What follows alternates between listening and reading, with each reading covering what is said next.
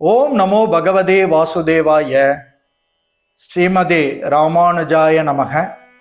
ஆச்சாரியார் திருவடிகளே சரணம். பக்தர்கள் அனைவருக்கும் நமஸ்காரம். அடியேன் எஸ் நந்தகுமார், ஸ்ரீ கிருஷ்ணா வேத கல்வி நிறுவனம், காட்பாடி, வேலூர். மீண்டும் ஸ்ரீமத் பகவத்கீதை தொடர் உபன்யாச காணொளி வாயிலாக பக்தர்களை சந்திப்பதில் அடியேன் மிகுந்த மகிழ்ச்சி அடைகிறேன்.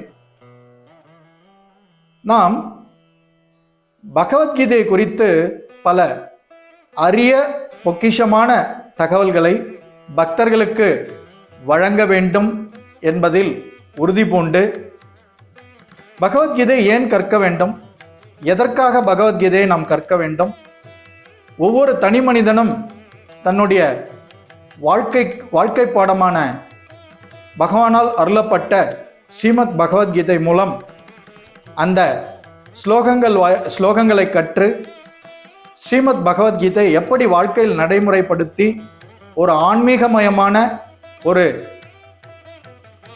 ஆனந்தமயமான வாழ்க்கை எப்படி வாழ்வது போன்ற தகவல்களை எல்லாம், அரிய தகவல்களை எல்லாம் பக்தர்களுக்கு வழங்கிவிட்டு அதன் பின்னர் பகவத்கீதை ஸ்லோகத்தை நாம் விளக்கினால் அது நன்றாக இருக்கும் என்கிற காரணத்தினால் பகவத்கீதை ஸ்லோகங்களை கற்பதற்கு முன் பகவத்கீதை குறித்த அரிய பொக்கிஷ தகவல்களை சில தொடர் நிகழ்ச்சிகளாகவே, தொடர் காணொளிகளாக பக்தர்களுக்கு வழங்கி வருகிறோம்.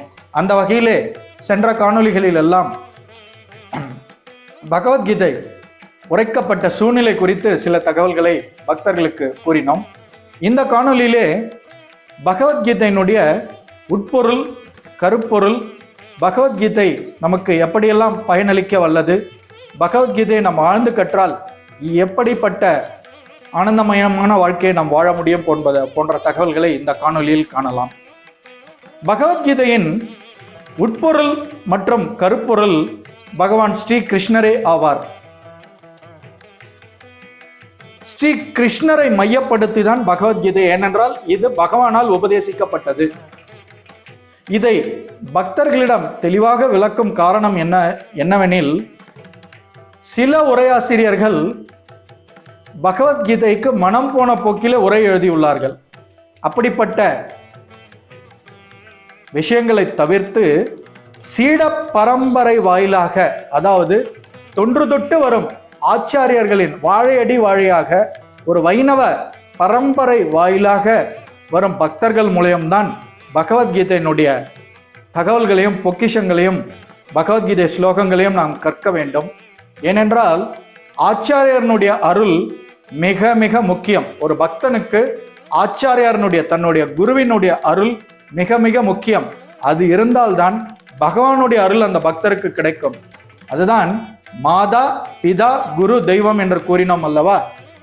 குருவினுடைய அருள் இருந்தால்தான் நாம் பகவானுடைய அருளுக்கு பாத்திரமாக முடியும். குருவினுடைய அருள் இல்லாமல் யாரும் பகவானுடைய அருளுக்கு பாத்திரமாக முடியாது. ஆதலால் சீட பரம்பரை வாயிலாக வரும் பக்தர்களிடமிருந்து நாம் பகவத்கீதை கற்க வேண்டியது மிக மிக அவசியம். ஒரு பக்தர் பகவத்கீதை உபன்யாசத்தை வழங்குகிறார் என்றால் அவர் எந்த ஆச்சாரியனுடைய நூலை பின்பற்றி வழங்குகிறார் என்பது மிக மிக முக்கியம். பகவத்கீதை குறித்து சில தவறான கருத்துக்கள் புழக்கத்தில் உள்ளன. அதை அடியே நீங்க குறிப்பிட்டு கூறி பக்தர்கள் அதை மனதில் இருந்து நீக்கிவிட வேண்டும் என்கிற காரணத்தால் அதை குறிப்பிட விரும்புகிறேன். கீதையை படித்தால் சந்நியாசி ஆகிவிடுவார்கள் என்ற தவறான கருத்து நிலவுகிறது. பகவான் 2வது அத்தியாயத்திலே தெள்ளத் தெளிவாக கூறுகிறார், உன்னுடைய கடமையை செய்து கொண்டே என்னை வழிபடு. நீ எந்த தொழிலை செய்கிறாயோ அந்த தொழிலை எக்காரணத்துக்கு கொண்டும் நிறுத்திவிடக்கூடாது.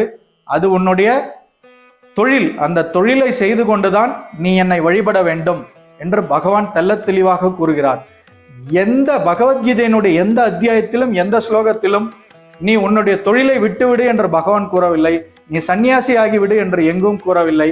ஆனால் பகவத்கீதை குறித்து ஒரு தவறான கருத்து இப்படி உலா வருகிறது. அப்படி பகவத்கீதையில் எங்கும் கூறப்படவில்லை. அதற்கு அடுத்தபடியாக கீதாச்சாரம், எது நடந்ததோ அது நன்றாகவே நடக்கிறது. எது நடக்குமோ அதுவும் நன்றாகவே நடக்கும். இப்படிப்பட்ட வார்த்தைகள் பகவத்கீதையில் எங்கும் இடம்பெறவில்லை. இதற்கு கீதாச்சாரம் என்று பெயரிட்டு பல தனிநபரனுடைய இல்லங்களிலும் அலுவலகங்களிலும் பெரிய பெரிய வணிக கட்டிடங்களிலும் கீதாச்சாரம் என்று அச்சிடப்பட்டு எது நடந்ததோ அது நன்றாகவே நடக்கிறது, எது நடக்குமோ அது நன்றாகவே நடக்கும், இப்படிப்பட்ட வார்த்தைகள் இடம்பெற்றுள்ளன. அது பகவத்கீதையின் எந்த மூலையிலும் அது இல்லை. அதை ஒரு உந்துதல், ஒரு ஆங்கிலத்திலே ஒரு மோட்டிவேஷனல் கோட் என்று கூறுவார்கள், ஒரு உற்சாக கருத்தாக அதை எடுத்துக்கொள்ளலாமே ஒழிய பகவத்கீதையினுடைய எந்த இடத்திலும் அப்படி இல்லவே இல்லை. அதுக்கு அடுத்தபடியாக உலா வரும் ஒரு தவறான கருத்து என்னவென்றால், பகவத்கீதை வயது முதிர்ந்தவர்களுக்கு மட்டுமே, வயது முதிர்ந்தவர்கள் மட்டும், உதாரணத்திற்கு அதாவது ரிட்டையர்மெண்ட், அதாவது ஓய்வு பெற்றவர்கள், அவர்கள் மட்டுமே பகவத்கீதையை பயில வேண்டும். இளைஞர்களோ அல்லது மாணவர்களோ குழந்தைகளோ பகவத்கீதை கற்றால் ஒன்றும் பயனில்லை, அவர்களால் கற்க முடியாது என்ற தவறான கருத்து உலவுகிறது. சிறு குழந்தை முதல் பெரியோர் வரை அனைவரும் பகவத்கீதை கற்க வேண்டும். ஞானம் என்பது எந்த வயதில் யாருக்கு கிடைக்கும் என்று சொல்ல முடியாது. 10 வயது பாலகன், அந்த பாலகனுக்கு கூட ஞானம் கிடைக்கலாம். 90 வயது முதியோருக்கு கூட ஞானம் கிடைக்காமல் போகலாம். ஞானம் கிடைப்பதற்கு வயது கிடையாது. எந்த வயதில் யாருக்கு மரணம் ஏற்படும் என்பதும் நமக்கு தெரியாது. எப்பொழுது ஞான பார்வை நமக்கு கிட்டப்பட்டு விட்டதோ அப்பொழுதுதான் இந்த சாஸ்திரங்களை படிக்க வேண்டும் என்ற உந்துதலே நம்மிடம் வரும். ஆதலால் பகவத்கீதையை படிக்கக்கூடிய பிராப்தம் உமக்கு கிடைக்க பெறின் நீர் அதை உடும்பு பிடியாக, அதாவது ஸ்ரத்தையாக பிடித்து கொள்ள வேண்டும். உம்முடைய ஆன்மீக ஞானத்தை வளர்த்து கொள்ள வேண்டும் என்பதே அடியனுடைய தாழ்மையான கருத்து. இதை சற்று பக்தர்கள் கூர்ந்து சிந்தியுங்கள். அடுத்ததாக, பகவத்கீதையை நான் தெரிந்து கொண்டு விட்டேன், பகவத்கீதையை படித்து முடித்து விட்டேன் என்று யாரும் கூற முடியாது. காரணம், பகவத்கீதையினுடைய ஸ்லோகங்களுடைய கருத்துக்கள் மிக மிக மிக மிக ஆழமானவை. நீங்கள் ஒரே ஸ்லோகத்தை பல முறை கற்பினும், பல வருடங்கள் கற்பினும், ஒவ்வொரு முறையும் நீங்கள் கற்கும் போது புது புது அர்த்தம் உமக்கு கிடைக்கப்பெறும். காரணம், நம்முடைய ஆங்கிலத்திலே மெச்சூரிட்டி என்று அழைக்கக்கூடிய நம்முடைய மனப்பக்குவத்திற்கு ஏற்றவாறுதான் பகவத்கீதை ஸ்லோகங்களுடைய அர்த்தம் நமக்கு புரியும். அதனால் பகவத்கீதை ஏதோ கற்றுவிட்டேன் என்று தனியாக எடுத்து வைக்கும் புத்தகம் கிடையாது. இது தொடர்ந்து நாம் கற்க வேண்டிய, பகவத்கீதை தொடர்ந்து நாம் கற்று வாழ்க்கையிலே நடைமுறைப்படுத்த வேண்டிய பொக்கிஷமான நூல். அதாவது பகவத்கீதையிலே ஒரு மனிதன் எப்படி வாழ வேண்டும் என்ற ரெகுலேஷன்ஸ், ஆங்கிலத்திலே ரெகுலேஷன்ஸ் என்று அழைப்பார்கள், தனிப்பட்ட வாழ்க்கைக்கும் தன்னுடைய, அதாவது பர்சனல் லைஃப் என்று அழைக்கக்கூடிய தனிப்பட்ட வாழ்க்கைக்கும், அலுவலகம் சார்ந்த, அதாவது தன்னுடைய உத்தியோகம் சார்ந்த வாழ்க்கைக்கும் பகவத்கீதையினுடைய இந்த ஸ்லோகங்கள் தெளிவான பார்வையை நமக்கு வகுத்து கொடுக்கும். இதற்கு சில உதாரணங்களை இங்கே அடியேன் குறிப்பிட விரும்புகிறேன். தெலுங்கானா மாநிலத்தினுடைய தலைநகரான ஹைதராபாத்திலே ஓஸ்மானியா பல்கலைக்கழகம் இயங்கிக் கொண்டிருக்கிறது. அந்த பல்கலைக்கழகத்தின் ஓர் அங்கம் ஓஸ்மானியா மருத்துவமனை, மிகப்பெரிய மருத்துவமனை. அங்கே ஆங்கிலத்திலே ஒரு கொடிய நோய், கேன்சர் என்று அழைப்பார்கள் அல்லவா, புற்றுநோய். அந்த புற்றுநோய் மிகவும் முற்றிய நபர்கள், அவர்களுக்கு தொடர்ந்து சிகிச்சை அளிக்கும் ஒரு பிரிவு செயல்படுகிறது. அங்கே மருத்துவர்கள் அங்கே சேர்க்கப்பட்டிருக்கும் அனைத்து நோயாளிகளுக்கும் அவர்களுடைய வாழ்நாள் தோராயமாக இவ்வளவுதான், அடுத்த 3 மாதமோ 6 மாதமோ அல்லது 1 வருட காலத்திற்குள் இவர்கள் காலமாகி விடுவார்கள் என்று முடிவு செய்து குடும்பத்தர்களிடமும் தெரிவித்து விட்டனர். அங்கே பகவத்கீதை பாராயணம் 48 நாட்கள் நடைபெறுகிறது. பகவத்கீதை பாராயணமும் உபன்யாசமும். அப்பொழுது மருத்துவர்களால் கால நிர்ணயம் செய்யப்பட்ட அந்த நோயாளிகள் அவர்கள் மன திருப்தி அடைந்து ஆனந்தம் அடைந்து பகவத்கீதை உபன்யாசத்தை கேட்டு ஆனந்தம் அடைகின்றனர். அவர்களுடைய வாழ்நாளும் சற்று கூடுகிறது, லைஃப் ஸ்பேன் என்ற ஆங்கிலத்தில் அழைப்பார்கள். இதற்கு காரணம், பகவத்கீதை அவர்கள் உபன்யாச வடிவிலே கேட்டது பிறகு அவர்களுக்கு ஞானம் பிறக்கிறது.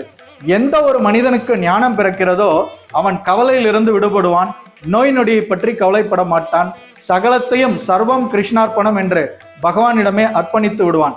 அப்பொழுது என்ன ஆகிறது என்றால், இரத்த கொதிப்பு என்று அழைக்கக்கூடிய பிளட் பிரஷர் குறைகிறது, சர்க்கரை நோய் குறைகிறது, உடம்பிற்கு ஒரு ஆரோக்கியமான நினைப்பு மனதிலே ஓடுவதால் உடம்பு தெம்படைகிறது. ஆதலால் அவர்களுடைய அந்த வாழ்நாட்கள் கூடுகிறது. இது குறித்து ஆங்கிலத்திலே டைம்ஸ் ஆஃப் இந்தியா என்கிற ஆங்கில பத்திரிகையிலே கடந்த ஒரு 4 வருடங்களுக்கு முன்பு ஒரு தெளிவான கட்டுரை இடம்பெற்றிருந்தது. எவ்வாறு பகவத்கீதை உபன்யாசத்தை கேட்டு அந்த ஓஸ்மானியா பல்கலைக்கழகத்தில் அனுமதிக்கப்பட்டிருந்த நோயாளிகள் பயனடைந்தனர் என்று. அடுத்ததாக சமீபத்திலே இந்தியாவினுடைய ஹரியானா மாநிலத்திலே இருந்து சர்வதேச அளவில் நடைபெற்ற விளையாட்டு போட்டியில் பரிசு வென்ற மனுபாக்கர் என்கிற மங்கை மிக தெளிவாக கூறினார். அவர் சிறுவயதிலிருந்தே பகவத்கீதையை கற்ற காரணத்தினால் இந்த சர்வதேச போட்டியிலே பரிசு வெல்வதற்கு பகவான் ஸ்ரீ கிருஷ்ணரின் அந்த உபதேசங்கள் அவருக்கு மிகுந்த உற்சாகத்தை அளித்ததாக அந்த மனுபாக்கர் மங்கை மிக தெளிவாக அவர் பேட்டி அளித்திருந்தார்.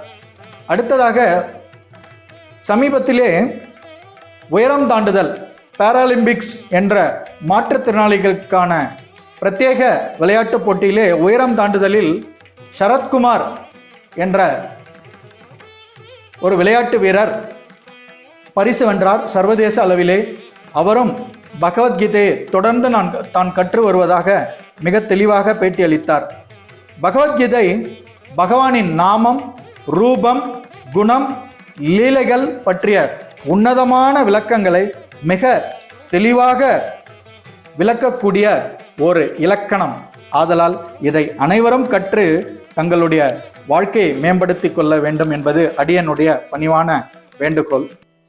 மனிதன் தன்னை உணர, வாழ்வின் குறிக்கோளை அடைய, அதாவது தான் எதற்காக பிறந்தோம், தன்னுடைய இலக்கு என்ன என்பதை அறியவும் அந்த இலக்கை நோக்கி பயணிப்பதற்கும் பகவத்கீதை தான் அவருக்கு தெளிவான வழிகாட்டும். முதலில் பகவத்கீதை சூரிய தேவனுக்கு உபதேசிக்கப்பட்டது. பகவான் ஸ்ரீ கிருஷ்ணரது முதல் சீடனான அர்ஜுனனைப் போலவே நாமும் பகவத்கீதையை தெளிவாக புரிந்து கொள்ள முயல வேண்டும்.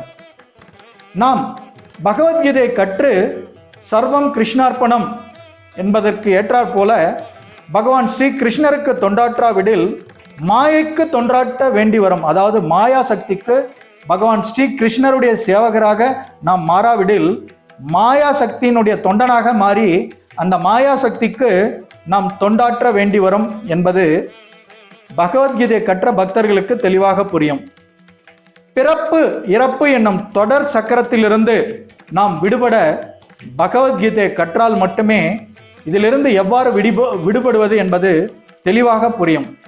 மாயா சக்தி மிக மிக பலம் படைத்தது. அந்த மாயா சக்தியை வெல்வது மிக கடினம், ஆனால் முடியாததல்ல. அது எதன் மூலம் சாத்தியம் என்றால் ஆன்மீகவாதியாக மாறி பகவத்கீதையை கற்றால் நாம் இந்த ஆன்மீக சக்தியின் மூலம் அந்த மாயா சக்தியை வென்றுவிடலாம். வேறு எந்த சக்தியாலும் மாயா சக்தியை வெல்ல முடியாது. கலியுகத்தில் கிருஷ்ணரது வெளிப்புற சக்தியால், அதாவது அதுதான் மாயா சக்தி, மாயா சக்தியினால் மிகவும் கவரப்பட்ட மக்கள் ஜட இன்பங்களை அதிகரிப்பதால் ஒவ்வொருவனும் மகிழ்ச்சி அடைவான் என்ற தவறான எண்ணத்துடன் உள்ளனர். நான், என்னுடைய குடும்பம், என்னுடைய சம்பாதனை, நான் எவ்வளவு சொத்து சேர்த்துள்ளேன், எவ்வளவு பணம் நான் சம்பாதிக்க வேண்டும், இப்படிப்பட்ட கணக்குகளிலே தன்னுடைய வாழ்நாளை கழித்து விடுகிறான். ஆனால் இது எதுவுமே நிரந்தரம் அல்ல, இது மாயா சக்தி என்பதை தெளிவாக புரிந்து கொண்ட ஒரு பக்தனால் மட்டுமே இங்கே ஒரு உன்னதமான வாழ்க்கையை வாழ முடியும். இங்கே வாழ்வதற்கு பொருளும் அவசியம். இதற்கு முன்னதாக பகவானுடைய அருள் அவசியம். பகவானுடைய அருள் இல்லாமல் வெறும் பொருளை சேர்த்து மனிதன் இங்கே நிம்மதியாக வாழ முடியாது. பகவானுடைய அருள் இருந்தால் தனக்கு எவ்வளவு பொருள் சேர வேண்டுமோ அது அவனுடைய அருளால் நம்முடைய முயற்சிக்கேற்ப நிச்சயம் கிட்டும். ஆனால் பகவானுடைய அருள் இல்லாது இங்கு பொருளை சேர்ப்பவன் அவனுடைய வாழ்க்கையை வீணடிப்பதாகவே சாஸ்திரங்கள் கூறுகின்றன. அதாவது ஜடசக்தி என்று அறியப்படும் இந்த மாயா சக்தி மிக மிக வலிமை வாய்ந்தது. நாம் ஏற்கனவே தெரிவித்தது போல ஜட இயற்கையின் கடும் நியதிகளால் ஒவ்வொரு மனிதனும் இறுக பிணைக்கப்பட்டுள்ளனர். ஆம், அந்த ஜடசக்தி, அந்த மாயா சக்தி ஒரு குறுகிய வட்டத்துக்குள் அந்த மனிதனை பின்னி பிணைத்து இழுத்து கொள்கிறது. அவனை தமிழிலே ஒரு நல்ல பழமொழி உண்டு, குண்டு சட்டிக்குள் குதிரை ஓட்டுவது என்று. குண்டு சட்டிக்குள் குதிரையை ஓட்டுவது என்றால் வெளிப்புற உலகமே தெரியாது, தான் வாழும் இந்த ஊர் தான், தான் சேர்க்கும் இந்த சொத்து தான், இதுதான் உலகமே அப்படி என்று தவறாக எண்ணிக்கொண்டிருக்கிறான் மனிதன். நாம் எங்கிருந்து வந்தோம், மரணத்திற்கு பிறகு நாம் எங்கு செல்ல போகிறோம், இதை பற்றி எல்லாம் யோசிப்பதற்கு அவனுக்கு, சாதா மனிதனுக்கு நேரமே இல்லை. காரணம், இந்த ஜட சக்தியான மாயா சக்தியினால் அவன் இறுக பிணைக்கப்பட்டுள்ளான். அறியாமையால், இந்த மாயா சக்தியினுடைய ஆதிக்கத்தால் தன்னை என்றுமே மகிழ்ச்சி அடைய செய்ய முடியாது என்பதை தனது சேவையை தொடர்ந்து மாயாசக்திக்கு அவன் செய்து கொண்டே உள்ளான். இதனால் தனக்கு நிரந்தரமாக ஒரு இன்பம் கிடைத்துவிடும் என்று தவறாக எண்ணிக்கொள்கிறான். தொடர்ந்து தன்னுடைய புலன்களுக்கு சேவை செய்வதற்கும் தன்னுடைய வசதி வாய்ப்புகளை கூட்டிக் கொள்வதற்கும் அவன் முயற்சி செய்கிறான். பகவானுக்கு சேவை செய்வதை விட்டு விடுகிறான். இவை அனைத்துமே தற்காலிகம். தன்னுடைய புலன்களுக்கும் தன்னுடைய வசதி வாய்ப்புகளை முன்னேற்றிக் கொள்வதற்காக நாம் சேவை செய்வது இதெல்லாம் தற்காலிகமே. இது நாம் இங்கு பல வருடங்கள் வாழப்போவதில்லை. நம்முடைய வாழ்நாள் மிக மிக கலியுக மக்களுடைய வாழ்நாள் மிக மிக அற்பமான ஆயுள் என்பதை அவன் புரிந்து கொள்ளவில்லை. காரணம், அவன் ஜடசக்தியின் பிணைப்பில் உள்ளான்.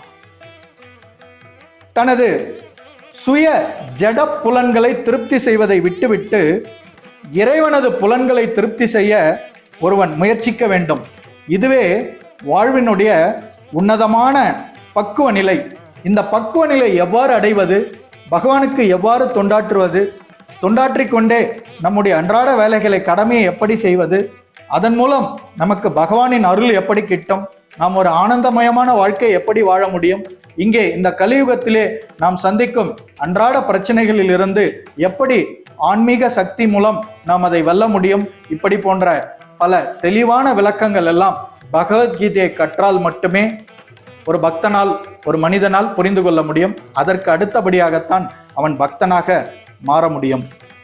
அதாவது பகவானுக்கு எவ்வாறு தொடர்ச்சியாக தொண்டு செய்து இந்த பிறவி பெருங்கடலை நீந்துவது என்பதற்குரிய தெளிவான விளக்க உரை பகவத்கீதை மூலமாகத்தான் ஒரு மனிதனுக்கு கிடைக்கப்பெறும். ஒரு ஆரம்ப நிலையில் உள்ள பக்தன் பகவத்கீதை கற்றால் மட்டும்தான் அவனுக்கு அந்த ஆரம்ப நிலையில் இருந்தே எப்படி அவன் அடுத்த நிலைக்கு முன்னேற முடியும் போன்ற தெளிவான விளக்கங்கள் எல்லாம் பகவத்கீதை வாயிலாகத்தான் அந்த சாதா மனிதனுக்கு கிடைக்கப்பெறும். முதலில் அனைவரும் பக்தனாக மாற வேண்டும். பக்தனாக மாறுவதற்கு சரணாகதி மிக மிக முக்கியம். பகவானிடம் சரணடைந்து அவருடைய அருளை பெற்று வாருங்கள். பகவத்கீதையை அனைவரும் தொடர்ந்து கற்று, அதாவது புதியதாக பகவத்கீதை கற்பவர்களையும் ஏற்கனவே பகவத்கீதை கற்றவர்களையும் மேலும் பல விளக்கங்களை அவர்களுக்கு கூறி ஒவ்வொருவருடைய வாழ்க்கையும் ஆனந்தமயமாக மாறச் செய்வோம் இந்த தொடர் உபன்யாசம் வாயிலாக. இத்துடன் இந்த காணொளி நிறைவு பெறுகிறது. மீண்டும் அடுத்த பகவத்கீதை தொடர் உபன்யாச காணொளியில் பக்தர்களை சந்திக்கும் வரை அடியேன் உங்களிடமிருந்து விடைபெறுகிறேன். ஹரே கிருஷ்ணா, ஹரே ராமா, சர்வம் கிருஷ்ணார்ப்பணம். ஜெய் ஸ்ரீராம்.